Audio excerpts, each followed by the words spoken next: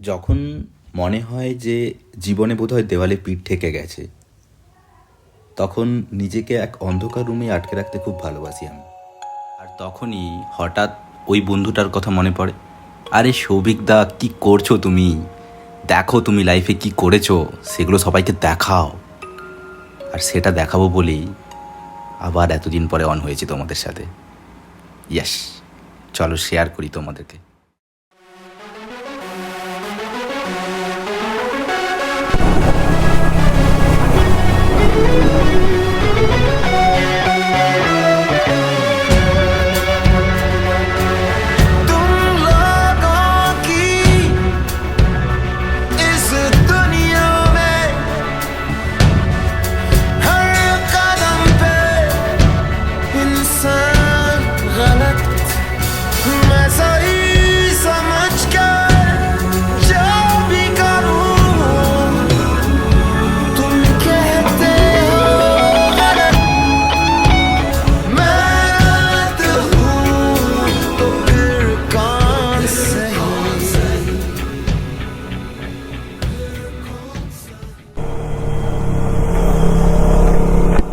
তো আমরা শহরের সব কিছু ব্যস্ততা ফেলে এগিয়ে চলেছি একটু শান্তির খোঁজে, একটু রিফ্রেশমেন্ট।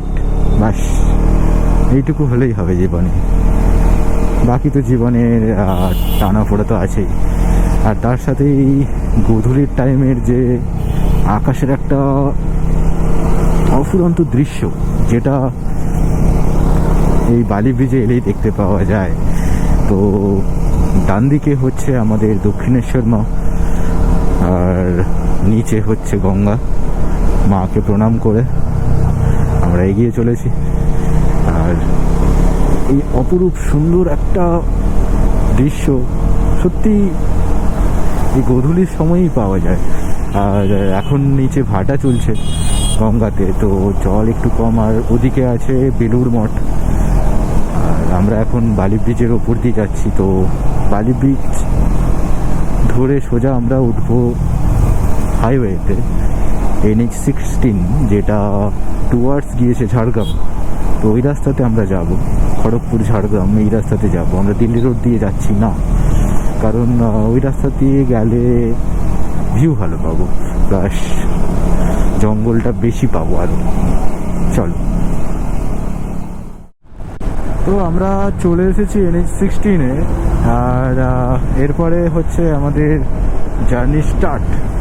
তো NH-16 মানে একটা আলাদাই ব্যাপার, আলাদাই উত্তেজনা। একদম 3টে লেন, ক্লিন রোড, শুধু চালাতে ঠিকঠাক জানলেই হবে। ঠিকঠাক পাসিং আর একদম পারফেক্ট হ্যান্ড, ব্যাস। আর শক্তিক আর শান্তনু ওয়েট করছে আমাদের জন্য কোনা এক্সপ্রেসে। তো একটু টানছি তাড়াতাড়ি যাতে কভার আপ করতে পারি, কারণ অনেকটাই দেরি হয়ে গেছে। আর এখন ঘড়িতে বাজে 5টা 20। চল।